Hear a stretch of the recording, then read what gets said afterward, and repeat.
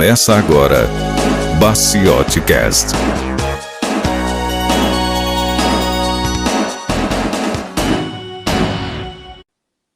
E aí, pessoal, bem-vindos a mais um episódio do Baciotti Cast. Bom dia, boa tarde, boa noite. Que legal que você está aqui ouvindo mais um episódio do nosso podcast. Nós demos um tempo, como vocês sabem, um pequeno hiato e voltamos. E hoje eu estou aqui com duas pessoas ilustres. Primeiro, o nosso convidado especial, o Madruga. Madruga, tudo bem, cara? Tudo bem, olá a todos. Beleza. E eu estou aqui também com o Lucas. Olá, pessoal, tudo bom? Beleza. Gente, primeiro eu quero realmente agradecer ao Madruga por poder participar com a gente aqui. Madruga já é um parceiro nosso aí nas divulgações, nas palestras, nos cursos, já tem um tempo. E se apresenta aí, Madruga, o que você faz, trabalha com o quê, para o pessoal te conhecer. Tá. Meu nome é Jerônimo Medina Madruga, eu sou funcionário público, tenho mais ou menos, acho que hoje eu tenho já uma década no funcionalismo público, sempre trabalhei com informática e mais especificamente eu trabalho há 9 anos com educação à distância. Ah, que legal, cara. E qual é a sua formação, Madruga? Cara, a minha formação é algo bem, vamos dizer assim, no mínimo aleatório. Eu quase me formei em ciência da computação, também tive uma passagem por tecnólogo de telecomunicações, mas não cheguei a terminar. Tenho 1 ano e meio de licenciatura em computação. Sou formado em eletrônica de nível técnico, formado em nível superior de marketing e também de análise e desenvolvimento de sistemas e, por fim, agora eu tenho uma especialização na área de docência. Que legal, cara. Que currículo, cara. Muito bacana, cara. Bom demais, cara. Quando você falou aleatório, o meu também é aleatório, mas deixa o Lucas se apresentar também. Lucas, qual que é a sua formação? Comenta aí com o pessoal. Eu sou formado em sistemas de informação, né? Tenho uma pós em engenharia de sistemas. Atualmente eu faço mestrado em ciência da computação em Recife. E também sou servidor público, Madruga. Sou funcionário público, o Thiago também é. E atualmente eu exerço função de programador, né? Sou analista de TI. Ah, legal. Madruga, quando você falou aí formação aleatória, eu comecei a rir porque a minha formação também foi bem aleatória, assim, no início, né? Acho que não sei se eu já comentei com você, Madruga, acho que não. A vida inteira eu trabalhei com informática, né? Sempre trabalhei como desenvolvedor, como programador, gerente de projetos nessa área, né? Só que a minha formação inicial foi administração. Eu me formei em administração em 2001. Me formei em 2001 em administração. Aí eu comecei a trabalhar com TI, eu trabalhava com vendas de cursos pela internet, cara. Isso aí na década, ano 2000, 2001, 2002, eu trabalhei muito tempo. Aí depois eu me formei em ciências contábeis, me formei em análise e desenvolvimento de sistemas e por último eu fiz licenciatura em computação, né? E aí eu tenho também 2 pós, uma em redes e uma em engenharia de software, igual o Lucas, e eu terminei o meu mestrado, né? Fiz meu mestrado em educação também. Demorei para fazer, porque eu já dou aula aqui no curso de sistemas há mais de 10 anos. Mas aí eu fiz o mestrado, terminei meu mestrado em 2018, né? E a minha área realmente sempre foi informática, e assim como você falou aí, eu gosto demais de educação à distância, cara. Nossa, eu acho fantástico. O meu curso de graduação, né?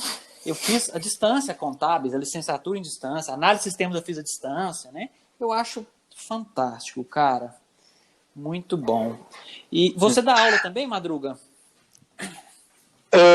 Na realidade, aula em si não, eu dou palestra, eu tenho já acho que cerca de 70 palestras, provavelmente mais, até já cheguei a perder a conta de certa forma, principalmente em eventos Linux. A gente tem uma comunidade aqui no Sul que a gente faz eventos gratuitos para a comunidade, para divulgar software livre, open source, e toda essa filosofia por trás de fazer algo colaborativo.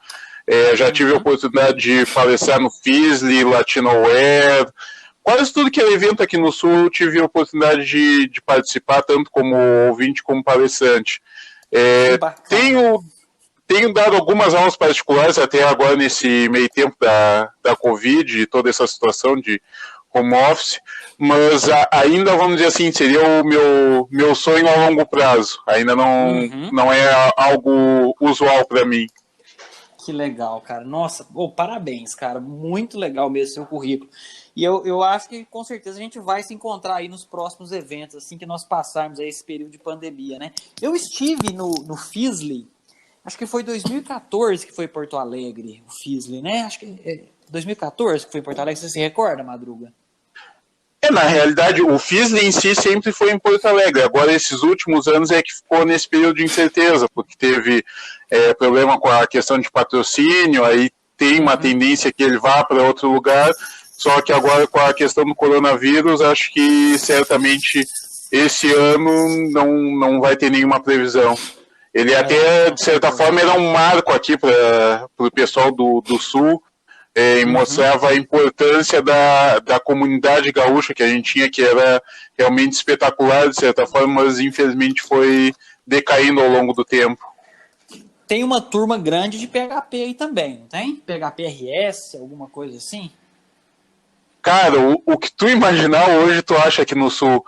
Tem o pessoal do PHP, Rails, eu me lembro, tinha um colega meu que até ajudou a fundar na época o RS on Rails. O pessoal do Tia Linux, não é só Linux em si, tem muita gente que trabalha com BSD, tem gente que trabalha com programação em si. Então, o pessoal aqui, apesar de eu achar que poderia ser muito mais ativo, mesmo assim, se tu procurar em quase todo canto, tem alguma pequena comunidade ali sendo fomentada. Que legal, cara. Nossa, muito bacana. Bom, vamos para a pauta, pessoal, de hoje? Vamos Claro. pra pauta. Beleza. Madruga, eu vou deixar você apresentar qual é a pauta do nosso podcast, que até foi uma sugestão sua que eu realmente adorei, cara. Muito legal. Pode falar. Tá, só um segundo aqui. Conversando com o Thiago, até foi bem inspirado pela palestra dele sobre soft skills, que eu achei bem interessante. Acho que... Link na descrição. Tá até em vídeo já. Já está em vídeo, até eu já pude até rever a palestra, porque eu acho que é cada vez mais importante a gente refletir não somente sobre as habilidades técnicas, que eu acho que são essenciais, não dá para se desligar disso, mas também refletir sobre como a gente se apresenta como o perfil em si do trabalhador, o perfil da pessoa. E aí a nossa pauta seria como ser improdutivo, iletrado e irrelevante em tempos digitais. Ah, legal. E eu acho que seria um pouco mais uma reflexão, assim, tanto nessa questão de soft skills, quanto o momento em si, eu acho que pede essa reflexão. Nós vivemos hoje, né, gente, uma época que tem uma frase minha, um pensamento que eu tenho, que é assim: hoje é muito fácil você difundir a desinformação. Na palestra eu comentei sobre isso, né, a questão da gente viver uma nova idade média, porque é muito fácil qualquer pessoa subir aí num pedestal internetico e começar a falar alguma coisa e angariar ali seguidores e tal. Então, é muito fácil você ser relevante atualmente, mesmo sem conteúdo, não é? O que vocês acham? Eu acho que é uma situação até...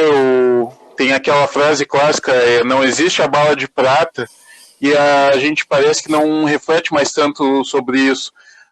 Tem tanto, bem como tu isso falou, tipo, aparece tanta gente com soluções mágicas e cada vez mais tá morrendo o senso crítico que pensa, tipo, será que realmente é assim?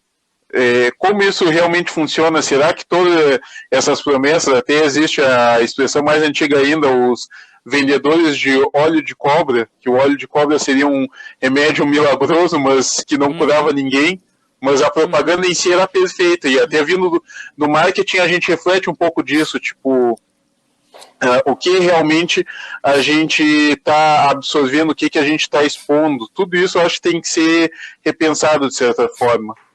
Exato. Sim, Exato. e assim, só uma curiosidade, um adendo, na verdade. Estamos vivendo a era da desinformação, né? Porque tempos atrás, até recentemente, seria a era da informação.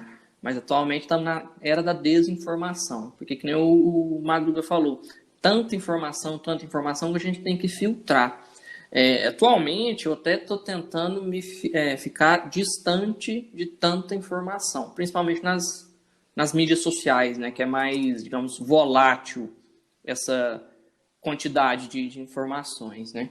Muito bacana.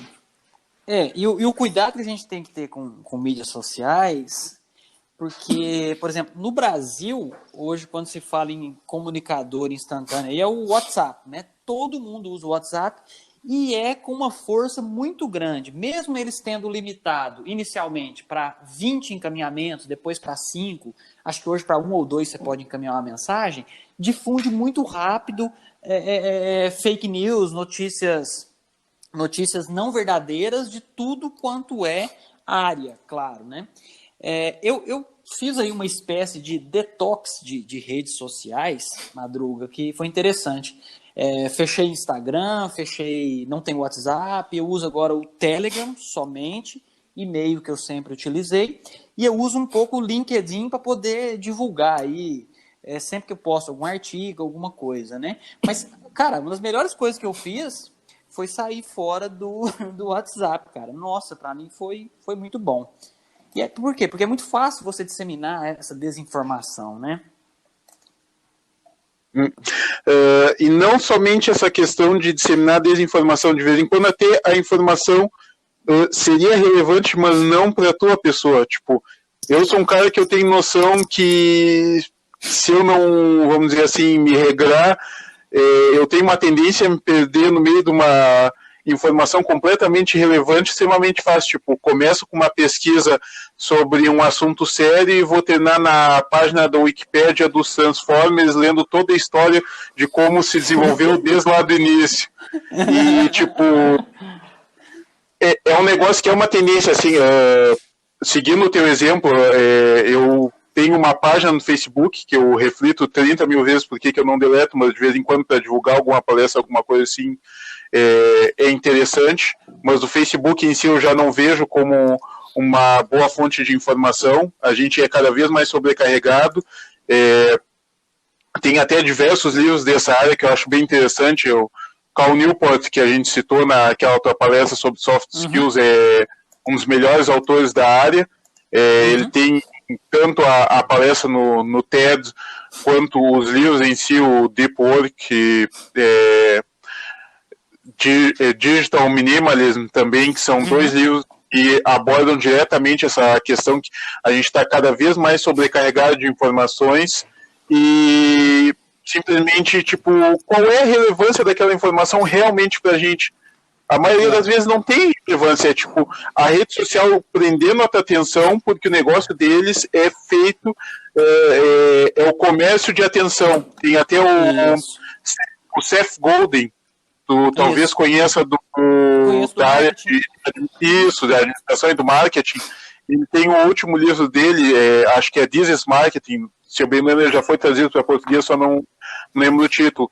E vamos dizer que 50% do livro ele mostra a realidade do marketing hoje. Tu não está mais vendendo produto, tu está tentando capturar a atenção da pessoa. Porque tu não consegue fazer mais nada sem capturar a atenção. Eu conheci o Seth Godin com uma ideia dele que eu achei muito 10, cara. Isso foi uns 20 anos atrás, quando ele falou sobre a ideia vírus, né? A ideia vírus dentro do marketing que se dissemina automaticamente. Ele citou, por exemplo, a Polaroid, na década de 70, a máquina com revelação automática, que é um negócio que simplesmente funcionou, cara. Simplesmente pegou, né? Eu achei muito bacana, cara, essa pegada do Seth Godin. E hoje mesmo eu tava pesquisando aqui para comprar o último livro dele, cara. Um colega citou, não recordo agora o título, eu vou lembrar ali e já falo, vou olhar ali no meu e-mail. Agora, assim, só complementando isso que você falou, a gente vive hoje, né, uma briga sobre a informação superficial e a necessidade de você aprofundar, né? Às vezes a pessoa fala assim, nossa, mas eu fiz uma pesquisa. Cara, você não fez uma pesquisa, você viu um vídeo de alguém no YouTube que você, às vezes, nem olhou o currículo dele, se é um cara que estudou aquela área, que tem ali um certo calibre para falar daquele assunto, e você fala que pesquisou, cara. Não é Clicou assim. no primeiro link que apareceu no Google, Sim. talvez? Tá, é porque as pessoas, elas às vezes tendem a não pensar com profundidade. Você comentou sobre digital minimalismo aí, mas eu acho que, para mim, na minha opinião, o livro do Newport, que me deu assim uma chacoalhada, é o Deep Work, né? Por quê? Porque ele fala o seguinte, cara, é 2 horas por dia. Naquelas 2 horas ali, você vai trabalhar. E eu vivi muito isso na época que eu estudava para concurso, que eu fazia assim, cara, era 2 ou 3 horas de muito foco, atenção, com pensamento para estudar, vale mais do que você ficar 10 ou 12 horas estudando, né? É interessante.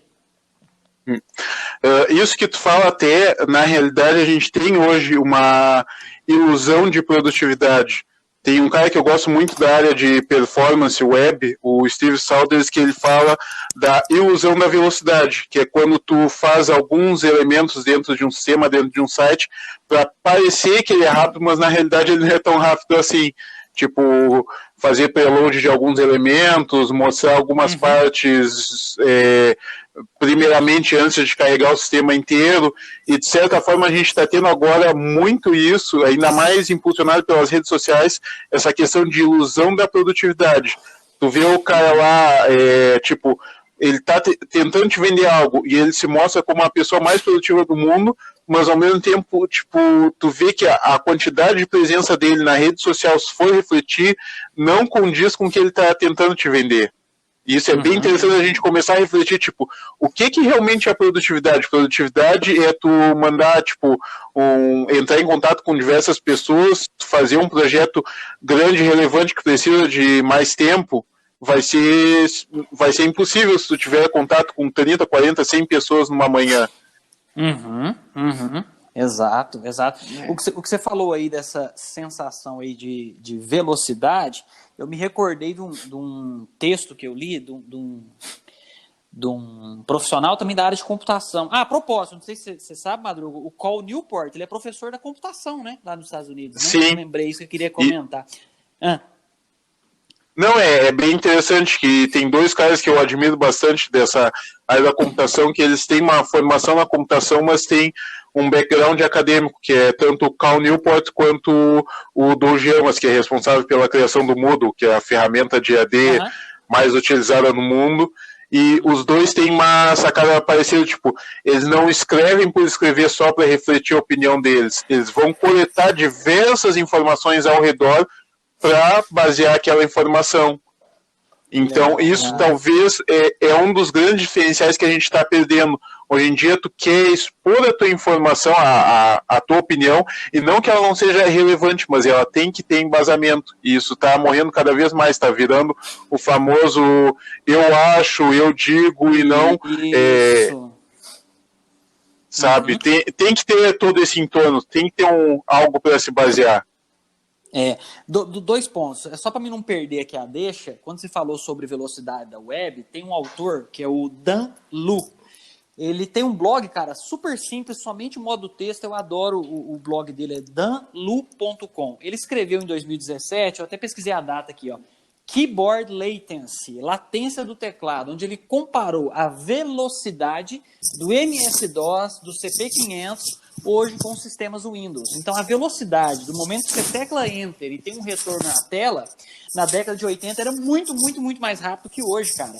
E ele faz essa pesquisa profunda, ele mediu e tal. Acho fantástico esse texto dele. Eu vou colocar o link na descrição. E aí, Lucas, o que você acha? Cara, muito bacana, cara. Muito bacana. Isso que o Madruga falou aí por último, cara, é o que eu defendo, né? A questão do pensamento científico, né? Essa questão do eu acho, eu penso, que eu vejo às vezes dentro da academia, né? Dentro da universidade. Cara, isso vai ser lá fora. A gente tem que pensar... Assim, pode falar. O pessoal acha que opinião é igual a fato, né? Então, assim, um exemplo, né, povo? O céu é azul. Não, é a minha opinião que o céu é vermelho, por exemplo. A pessoa não sabe diferenciar isso, né? O pensamento científico, né? O aprofundamento do conhecimento. Achei interessante o que o Madruga falou. Um autor aí, ele pesquisa várias fontes antes de elaborar uma ideia. Isso é que tem que ser feito, né? E também é interessante, Lucas, não somente ser várias fontes, mas também ter noção do peso de cada fonte, da relevância delas. Nessa última, vamos dizer assim, experiência que eu tive de graduação na licenciatura em computação, eu tive um professor fora de série, o Dirney, que ele batia muito, tipo, uma vez fui apresentar um trabalho e botei uma fonte que, vamos dizer assim, era uma fonte popular, mas não é uma fonte acadêmica. É tipo aquela pessoa que faz muito vídeo, faz muito conteúdo, mas qual é a base dela? E, cara, eu levei vamos dizer assim, um esporro para lembrar para a vida inteira. Para, tipo, pensar academicamente, pensar cientificamente, tipo, o que aquela pessoa contribuiu, qual o artigo, qual o livro. Tipo, o vídeo no YouTube é ótimo, ajuda, auxilia, mas, cara, daqui a pouco tá citando alguém completamente errado simplesmente porque é popular, porque a popularidade não indica a veracidade de uma informação. A gente está vendo a era das fake news e é cada vez mais importante a gente ter essa noção, ter essa diferenciação. Não é o cara do Instagram que vai te dar relevância. É o cara que escreveu um texto científico, que foi revisado por pares, usando todo o método científico dentro da academia, cara. Assim, na real, é isso, né? E nós temos que tomar cuidado, porque as pessoas vão muito pelo que é popular. Aquele que tem mais like é o que tem mais... É mais verdade para mim do que o que tem menos like, cara. E não é por aí, né? Realmente. Até é bem interessante que uma das coisas que eu tinha colocado na pauta também é falar sobre essa questão que cada vez mais a era digital quebrou esse sistema de atividade e recompensa, que é o que a gente pode dizer que é o sistema base de várias até escolas, tanto da questão de gestão de recursos, a psicologia behaviorista, que basicamente, tipo, para ter uma recompensa, tu tem que ter algum esforço, tem que ter um empenho, um mérito.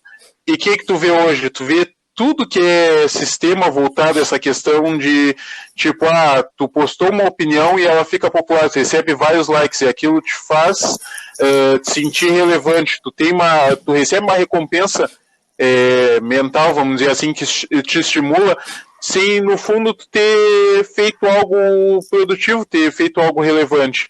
E isso é como se fosse um efeito em cadeia, até como tu citou do Seth Godin, essa questão até do ideia vírus, algo que vai se propagando. E quando ele falava do ideia vírus numa visão de marketing, é interessante porque tu tá tentando vender algo, mas quando tu começa a disseminar informações erradas ou até fake news, aí a gente deturpa completamente o que seria realmente conhecimento e informação. Exato, porque essa questão aí da atividade e recompensa, que foi muito bem explorado lá naquele livro O Poder do Hábito, né, do Charles Duhigg, o autor, né? Isso. Ele fala justamente isso, a recompensa ali, tá, aquela recompensa, ela incita na formação do hábito. Se eu tenho uma recompensa fácil, postando uma foto numa rede social, eu estou criando ali um hábito que vai tornar o quê? Um vício, né? O que é o vício? É o hábito ruim, né? Então, aí a pessoa só quer postar cada vez mais para ter like. Exemplo disso foi quando o Instagram, um tempo atrás, resolveu tirar a quantidade de like recebido, não foi isso? Que ele tirou e o pessoal brigou. Ele tirou o número, né? O número, isso. Ele só colocou assim, fulano e outras pessoas. Mais ou menos isso. Isso. E assim, a questão do livro, é por isso que uma das conclusões que o autor tira é que é mais fácil você substituir um hábito bom, né? Ou melhor, você substitui um hábito ruim por um bom, do que simplesmente tentar parar o hábito de uma vez, né? Porque você vai aproveitar esse efeito atividade recompensa para algo útil para você. Exato, cara, exato. O que mais, Madruga? Eu acho que nessa linha também, acho que a colocação do Lucas ficou perfeita e até interessante um caso, vamos dizer assim, que eu já vi uma vez numa palestra sobre gestão de recursos humanos, que o cara falava muito dessa questão de produtividade, que era uma empresa com, vamos dizer assim, autorresponsabilidade, autogestão, cada pessoa tinha uma gerência, e eu achei bem interessante aquela parte teórica. E aí perguntei no final, tipo, como é que tu conseguiria aplicar esses conceitos dentro de um órgão público, por exemplo, que seria o meu caso. E o cara, tipo, não tinha resposta para ele. Obrigatoriamente, esse sistema de autogestão e autorresponsabilidade funcionava por estar atrelado a uma recompensa. Então, de certa forma, a gente tem que refletir um pouco, tipo, como realmente a gente vai atuar, vai trabalhar, vamos supor, sem ter explicitamente essa questão da recompensa. Porque, tipo, para a pessoa que está dentro do funcionalismo público, tu não vai ter um bônus diretamente pelo teu desempenho, mas tu pode ter a recompensa de ter ser reconhecido, ter relevância, ter um maior respeito, maior empatia dentro dos teus pares. Então, de certa forma, a gente também tem que refletir um pouco, o Thiago também falou isso na questão de gamificação, que de vez em quando a forma de que a gente recebe essa recompensa não é tão direta quanto a gente vê em redes sociais, que é simplesmente um like, um joinha, um compartilhamento. Às vezes o aspecto ao redor da pessoa já pode ser uma recompensa em si. E assim, as redes sociais é muito mais volátil, né, também. E um reconhecimento, não. O reconhecimento é bem mais duradouro. Acho que esse efeito também. Cara, muito bacana. E aí a gente já tocou num ponto aí interessante, que também faz parte da nossa pauta, né, Madruga? Quando a gente fala em produtividade, né? Produtividade. Eu tive uma professora no mestrado, cara, que eu gostei demais, porque ela falava sobre a produtividade e o produtivismo. Por quê? Porque hoje, no meio acadêmico, você também tem que estar sempre o quê? Publicando, escrevendo artigos, colocando em revista, colocando em livro. Você tem toda uma pressão do meio acadêmico para fazer isso, né? E aí a professora doutora Sálua, que eu gostava muito das aulas dela, ela falava o seguinte, mas peraí, é produtividade ou é produtivismo, né? Porque às vezes você vê pessoas que publicam artigos, 3, 4 artigos às vezes por ano, mas talvez seja só ali um volume, né? Um volume de informação para aumentar o número, para contar ponto, para receber aí, digamos, entre aspas, os likes acadêmicos, né? Números para crescer o seu currículo Lattes com muitas publicações, sendo que talvez, né, nem sempre sejam todos relevantes. E às vezes a pessoa se dedica 1, 2 anos e publica um texto aí de qualidade numa revista de nível A1, uma revista internacional. Então, assim, talvez a produtividade ela não possa ser medida somente aí de forma quantitativa, né? Não é só a quantidade de pessoas, igual você comentou agora mesmo, né, Madruga, o Lucas, não sei, falar com 100 pessoas de manhã, isso não é produtividade. Que talvez você utilize a sua manhã para fazer uma ligação para um amigo ou para um colega de trabalho para estreitar aquela relação, né? É interessante isso daí mesmo. O que vocês acham? Cara, eu acho, assim, extremamente importante isso que tu falou. Eu acho que essa questão de quantidade e qualidade, realmente, de vez em quando a gente não pensa tanto nisso, mas é algo vital. E principalmente isso que tu falou, tipo, a gente tem uma dificuldade de conseguir medir exatamente o que está ocorrendo em termos de produtividade. A gente, de vez em quando, fica nessa ilusão de, em inglês até tem termo, seria business, que é a pessoa que vive ocupada, mas no fundo ela não está produzindo tanto. E outra coisa que, tipo, a gente, de vez em quando, se força numa situação de, eu tenho que produzir bastante, mas, cara, uma das coisas mesmo que eu vejo hoje, nessa situação de home office e a outra realidade que a gente está vendo, tipo, não é mais o mundo que era antigamente. Então, comparar a tua produtividade, a tua efetividade antes do Covid com o momento atual, tentando, tipo, criar um atrito até ficar igual, não vai ser exatamente a mesma coisa. Então, tudo isso, acho que entra dentro dessa equação para tentar compreender realmente o que é produtividade, o que é efetividade e como produzir resultados, como produzir um legado até. Não simplesmente ter números, mas sim ter algo que tu diga, eu fiz isso é algo importante, isso vai ter um impacto, sabe? Lucas? Sim. Cara, é muito importante a questão da equação, né, que ele falou, né, o contexto, né? Por exemplo, agora atualmente estamos numa época angustiante para todo mundo, mudou muito, vai mudar muito a cultura, os procedimentos, tem empresas que vão aderir o home office, né? Que na verdade esse termo é uma coisa abrasileirada, né? Então, o certo é work from home, né? E de forma definitiva, né? Muita gente vai trabalhar de casa de forma definitiva. Então, assim, o contexto importa muito na questão da produtividade.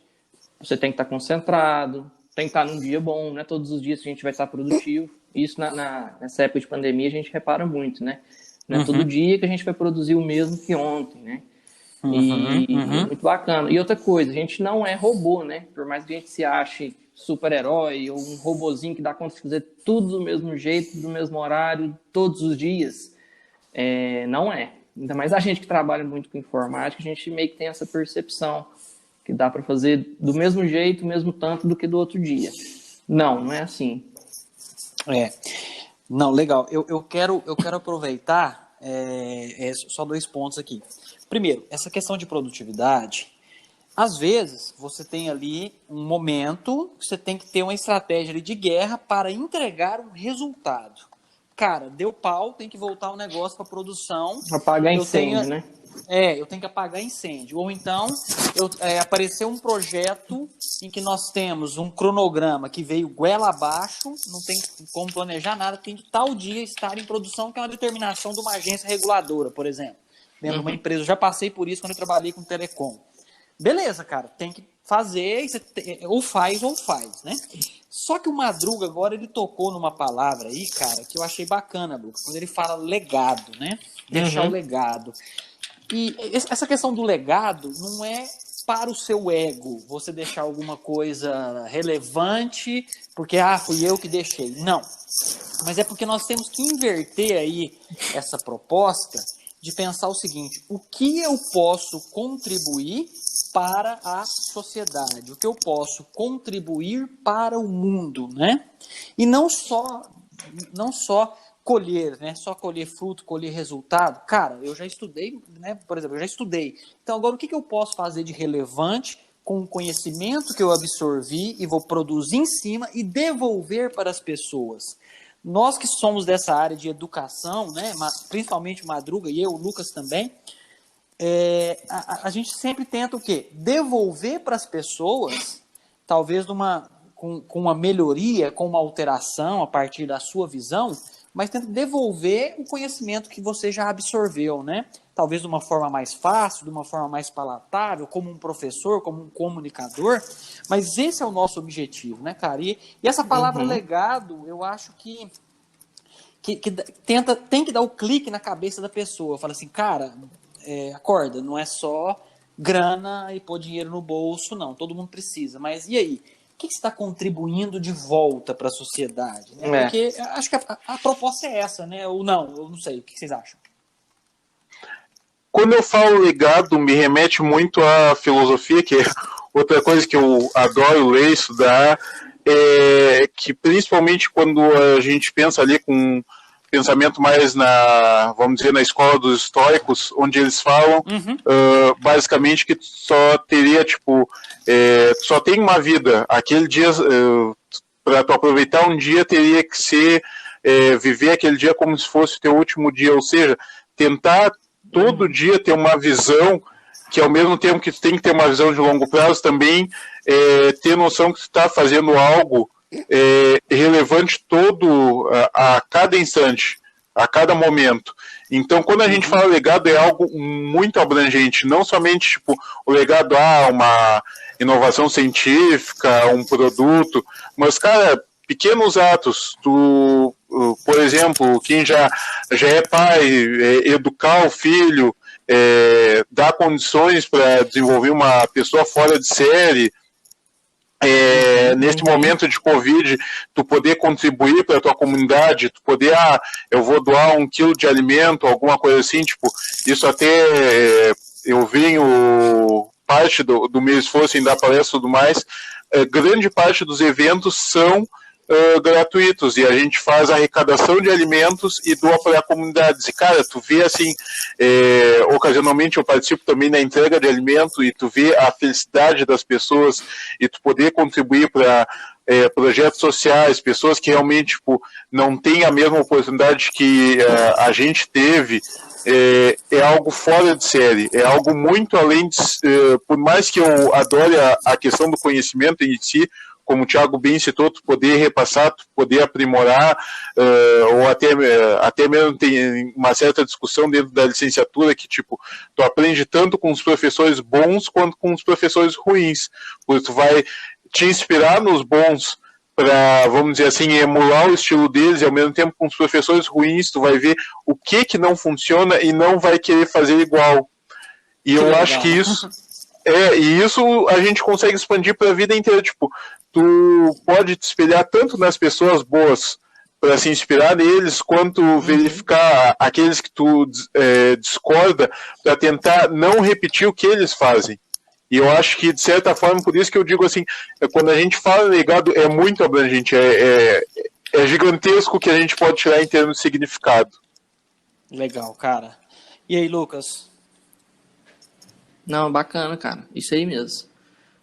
Questão do legado, questão assim, a gente não tem que estar produzindo, estudando, adquirindo conhecimento ou produzindo conhecimento em 100% do tempo, né? Essas pequenas atitudes aí também é ser produtivo, que nem o Madruga falou, questão do educar o filho de alguma forma, né? Fazer algum tipo de doação, de boa ação, isso tudo tem que ser levado em conta, sim. E eu quero pegar um ponto aí, cara. Madruga, nós temos aí mais um gosto compartilhado, que é a questão da filosofia, né?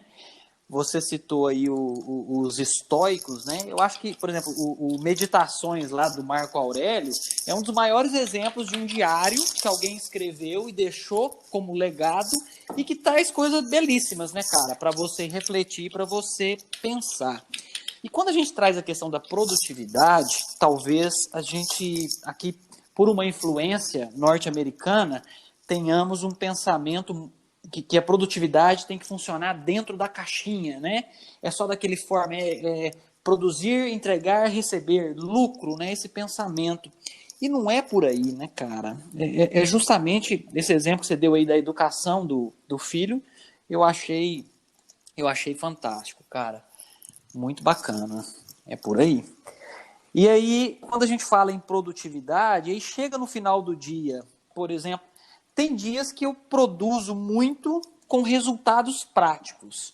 Só que às vezes eu passo semanas onde eu não estou tendo um resultado prático, né, assim, pragmático, palpável, que eu vi ali pronto, mas, cara, que eu estou estudando, eu estou me preparando, eu estou aprendendo, eu estou crescendo, e de repente, em metade do tempo, eu consigo ter um resultado estrondoso. Né? Depois um período ali meio sabático, um período ali meio condensando aquelas informações. E com vocês, como que é? Eu acho que é difícil assim realmente medir, porque cada momento tu vai ter um tipo de potencial, vamos dizer assim, tipo, tem dias que tu vai estar mais elétrico para fazer uma atividade física, vai ser super tranquilo, mas para tu sentar e fazer algo mais reflexivo, mais pensativo, vamos dizer assim, já vai ser bem mais complexo. Eu, até quando cito Meditações, acho que é um livro extremamente relevante e me leva a toda essa reflexão, tipo, o que exatamente, como a gente faz, como a gente lida o rumo da nossa vida em si. E aí, tipo, hoje eu realmente não tô com a cabeça para estudar, se não tem, assim, aquela... vamos dizer, aquela data limite para entregar uma tarefa, então talvez aquele não seja o dia para tu pegar para estudar. Pega, vai fazer outra coisa, faz alguma outra atividade, principalmente, tipo, eu adoro cursos à distância, agora eu estou voltando, estou fazendo mestrado em educação matemática, que seria presencial, se legal, perder um pouco... Cara. Valeu. Bom, se perder um pouco essa questão do Covid, ainda está parado, acho que agora esse mês deve retornar, mas uma das coisas que me levou para esse lado da educação à distância é que tu tem a oportunidade de se educar no teu momento. Então tu vai aos poucos criando uma rotina. Eu utilizo muito questão de meditação, algumas que eles chamam de som branco, ruído branco, para produzir um pouco mais nessa questão de estudo. Já fiz experimentação com de tudo um pouco, até mensagem hipnótica, algumas coisas mais exóticas assim. Várias delas não funcionaram, mas tipo, eu cheguei num ritmo que eu consigo, de certa forma, produzir, mesmo assim, tipo... porque eu consigo ter uma agenda, ter uma rotina que eu sei que, tipo, tais dias já é mais propício de eu estudar, tipo, na segunda-feira que a gente começa mais elétrico, normalmente eu não pego para estudar, mas lá pela sexta-feira, quinta-feira, quarta-feira, já é bem mais tranquilo, até porque segunda-feira é um dia que tu fica pilhado, porque tem muita coisa para fazer no serviço, está acumulado, e ao longo da semana tu consegue ir diluindo. Então tudo isso, tipo... É interessante que aí cada pessoa vai ter uma reflexão de como vai ser mais interessante. E isso até me leva a outro livro, por acaso, por algum motivo eu adoro citar livros, mas seria o 10% mais feliz, 10% Happier, acho que era o título original, que ele tem toda uma reflexão sobre esse ritmo de vida frenético. O autor é quase uma biografia dele, dos problemas que ele teve, e como acabou levando ele para esse lado da meditação, de uma reflexão, de aproveitar um pouco mais o momento e não ficar naquela pilha de nervos para tentar produzir a toda hora, sabe? Esse eu ainda não li, mas por essa pegada aí que você falou, tem uma ligação aí com essa prática budista aí do momento presente, do viver o agora, etc, etc. Né? É muito legal, cara. Já está anotado aqui, 10% happier. Está anotado aqui. Bacana. Madruga, eu não vou deixar de forma alguma você falar desse livro nesse episódio, porque já está marcado que nós vamos fazer na semana que vem, no mesmo bate-horário, no mesmo bate-canal, um outro episódio para falar desse livro que, para mim, é um dos livros que eu mais gosto, cara. Nos últimos anos é o que eu li que mudou realmente, sabe? Que é o Guerra da Arte. E eu achei fantástico que você jogou ele na pauta, que é um dos livros que eu mais gosto, cara. E assim, você não vai falar dele, só que ele é a arte da guerra, né? Não é isso? Só dá uma pincelada. Só uma palhinha. Uma palhinha. Nós vamos falar dele na próxima semana. É até interessante isso, citou que tem dois livros extremamente relevantes, A Arte da Guerra e A Guerra da Arte, e de vez em quando o pessoal se confunde. A Guerra da Arte, para mim, é algo essencial, é algo íntimo. Eu não vou entrar em detalhes porque o Thiago até pediu para não entrar. Enquanto A Arte da Guerra, apesar de ele ser um livro mais antigo, ele tem uma certa relevância, mas até digo, tipo, eu achei ele muito mais relevante. Na primeira lida eu achei ele horrível de ler, assim, de compreender, porque ele cita muito, é um contexto bem mais antigo. Histórico, perfeito. Então ele é muitas vezes vendido como o livro definitivo da questão estratégica. Não acho tanto, assim, principalmente para quem fez a administração, o Thiago deve ter passado por isso, o pessoal adora citar ele. Eu acho que ele é um livro bem interessante para compreender a história, e se ele for, vamos dizer assim, transposto, eu comecei a gostar dele um pouco mais depois que eu vi uma versão onde ele tinha o livro em si com anotações. Então, tipo, era o texto original com interpretações para o momento atual. Aí ele começa a ficar um pouquinho mais palatável, tu consegue compreender mais o livro, te situar mais. Mas eu ainda assim não consigo recomendar tanto a Arte da Guerra, apesar de ser muito mais popular, do que a Guerra da Arte, que é de um dos autores que eu sou assim, muito fã, já li, acho que pelo menos 5 livros deles, que é o Steven Pressfield. Nossa, cara, o Steven Pressfield, tanto é que no meu livro que eu publiquei mês passado, a minha citação de abertura é extraída da Guerra da Arte, cara. Para mim o livro é um soco no estômago, porque ele traz de maneira poética, né, Madruga? Não sei se você concorda comigo, ele traz de maneira poética e expõe ali. Cara, acho que dá pra gente falar um podcast inteiro sobre esse livro que nós vamos fazer na semana que vem. Eu vou até ler de novo, cara. É muito bom. Não conhecia o livro, já tô até vendo aqui na Amazon, vou comprar pro meu Kindle, eu quero começar a ler. Cara, é muito bom. Gente, nossa, Madruga, cara, você já tá muito convidado. assunto, né, Tiagão? Não, o Madruga... conversar com o Madruga é muito bom, né, Lucas? Já tá convidado pro próximo episódio pra gente falar da Guerra da Arte. O que você acha, Tem muito Madruga? conteúdo. Você topa? Perfeito, eu vou até deixar a recomendação pro Lucas. Cara, sim, a versão escrita dele é interessante, mas tem a versão narrada pelo próprio Steven Pressfield, audiobook. Nossa, não sei se tu gosta ou não, mas apesar do formato e o livro em si é um livro que tu consegue ler assim, as páginas, vamos dizer assim, são bem como o Thiago falou, um soco no estômago, mas tu ter a leitura do próprio autor em si, acho que é um valor fora de série. Eu até diria, até vou expandir, vou aceitar o convite. Eu acho que a gente tem que falar de 3 autores, então, que seriam dessa área, que seria o Steven Pressfield, o Austin Kleon e o último livro do Josh Kaufman, que é até bem inspirado no Guerra da Arte. Depois eu posso passar os links, são 3 livros perfeitos para a gente debater. Certo. Não, beleza, já estou procurando passar, aqui então, o audiobook. E nós já vamos deixar agendado para a próxima semana nós continuarmos esse nosso papo. Olha, gente, eu queria falar mais, cara, dá para falar muito mais tempo, mas para não deixar o episódio muito grande, vamos tentar fazer e passar uma mensagem final, e na semana que vem nós nos encontraremos para falar da Guerra da Arte e nas semanas seguintes dos demais livros. O que vocês acham? Perfeito. Sim. Perfeito. Ótimo. Então, Lucas, sua palavra final sobre esse nosso tema de hoje, que nós começamos a falar sobre a relevância ou irrelevância, né? E trouxemos para a produtividade, nós fomos lá na filosofia e voltamos. Acho que foi um programa bem legal, né, cara? De forma eclética, nós conseguimos misturar muita coisa bacana. Faz seu fechamento, Lucas. Sim, não, é muito bacana. Vou até deixar um gancho aqui para futuros episódios. Nós já até gravamos alguns pequenos episódios sobre isso, uma coisa mais pessoal, um pouquinho mais técnica, né? Sobre as práticas que cada um faz para tentar aumentar ou controlar a sua produtividade, que é o uso de aplicativos, né? De listas de afazeres, de Pomodoro, né? Eu não vou entrar em detalhes, mas assim, só para deixar um gancho, para a gente não esquecer de falar isso nos próximos episódios, e agradecer, claro, né?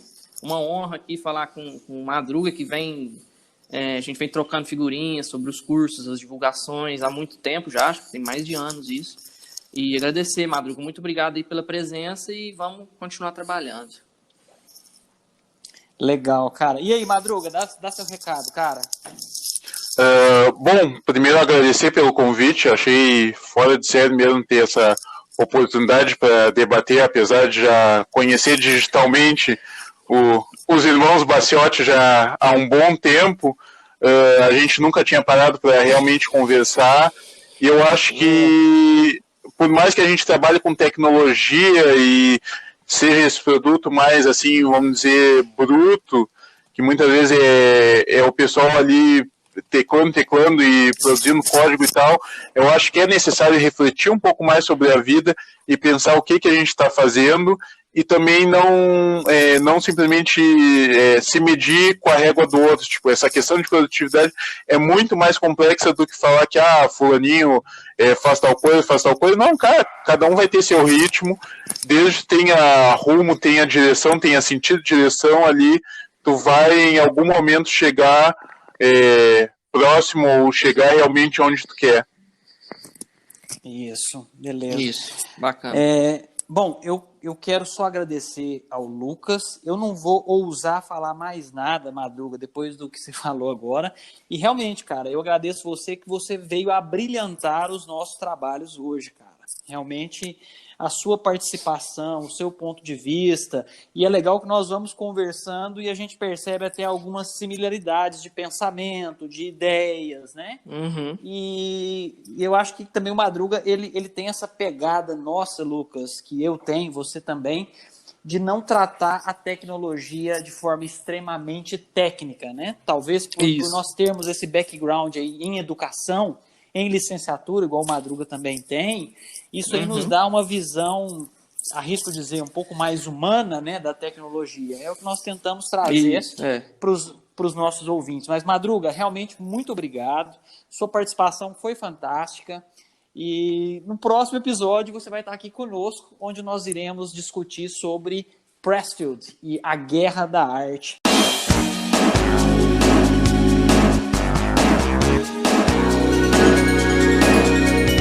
Você ouviu Baciote Cast.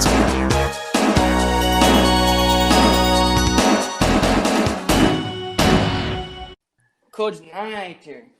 Tá certo. Entendeu? Falou então. Aí você fecha a porta aí pro causa do barulho, tá, Zé Lucas? Isto! Diga isto! Abraço! Participar muito que o povo começou a me chamar aqui no Slack. Slack tocou muitos anos no Guns N' Roses, né, cara? Que o pessoal, um dos meus apelidos é meio que Forrest Gump, porque as histórias da minha vida é que acabam sendo meio cômicas, vamos dizer assim. E uma das coisas que me faz hoje não estar tão na educação presencial é que eu acabei com o apelido era de Xavier, e não de Charles Xavier, o mutante e tal, conhecido era Chico Xavier, porque entrava em aula, dava 5 minutos, eu estava apagado escrevendo. O meu caderno da segunda graduação parece tipo uma pintura rupestre, sabe? Parece que é algo da Idade da Pedra, e tá lá eu escrevendo algoritmos, principalmente eu me lembro assim, tipo, o início da graduação ainda foi tranquilo, mas quando começa a pegar compiladores, semântica formal, análise de algoritmos, é indecifrável, é tipo pior que mandarim o troço. Não tem como reaproveitar. O Thiago Baciotti, líder prata, não gosta de estacionamentos. A Heineken de R$ 3,99? Aonde você achou isso, cara? Acho que custa mais, hein? E banco de dados, né? Banco de dados você vai ter muita dificuldade. Banco de dados é difícil, né? Ainda mais você que não entende, mas você estuda e aprende.